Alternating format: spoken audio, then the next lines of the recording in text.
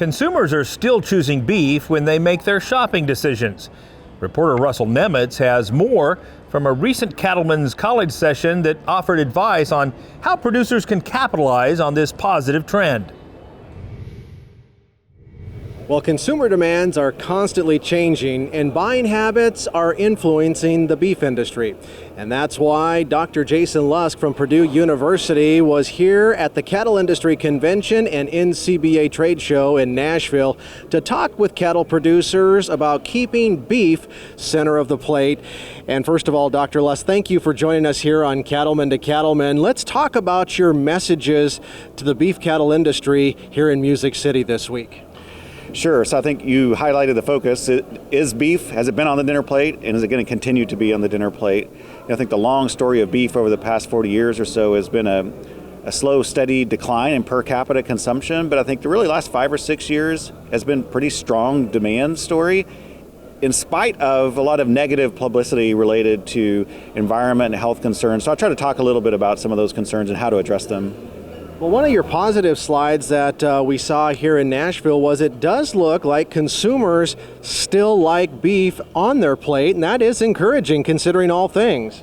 It is, particularly if you ask people's perceptions about beef, particularly as it relates to some of these emerging threats from plant-based alternatives. Consumers, on average at least, still have a very positive image of beef, particularly in terms of taste, in terms of price, and I think this is a very positive story, for beef going forward. But you can't take it for granted. You still got to, work to continue to provide a good product and put it on consumers' plates. Yeah, absolutely. I mean, that continues to be a priority of organizations like the NCBA and, of course, cattlemen and cattlewomen out there in the country.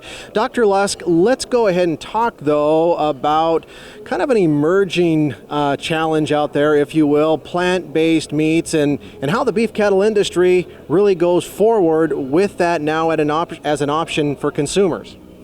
Sure. So we've done a lot of consumer research on this topic, and there is a non-trivial share of consumers that are interested in and want to try these plant-based alternatives. So in some of our surveys, for example, you can get between 10 and 20%, depending on how you ask the question, of consumers wanting to try those alternatives. So that's a large share of the market. Now, when you do a deeper dive, what you see is a lot of the people interested in those plant-based alternatives are people that weren't buying a lot of beef to begin with. So maybe an obvious one is vegetarians or vegans. Well, they weren't going to buy meat anyway, so they're not really substituting away. But the other thing we see is, these new alternatives are appealing to younger consumers in particular, and so I think that's something to think about because, if they hang on to those preferences as they age, that could be a threat to the industry. So how do you engage that younger consumer crowd, make sure beef is something they like and want to keep on their plate? Yeah, finally, Dr. Lusk, let's just talk about how important it still is for producers to tell their story to consumer, because everything that I see, consumers still like to know and have that relationship with their food producer.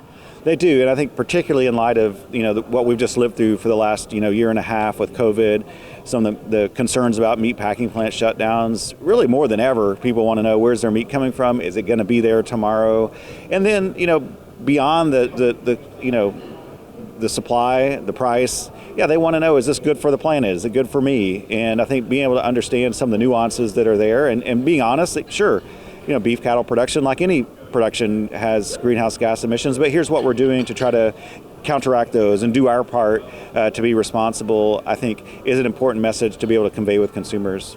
Well, we appreciate you joining us here on Cattlemen to Cattlemen and joining us here in Nashville this year for the Cattle Industry Convention and NCBA trade show, empowering cattle producers out there to continue to tell their great message and deliver that important message to consumers.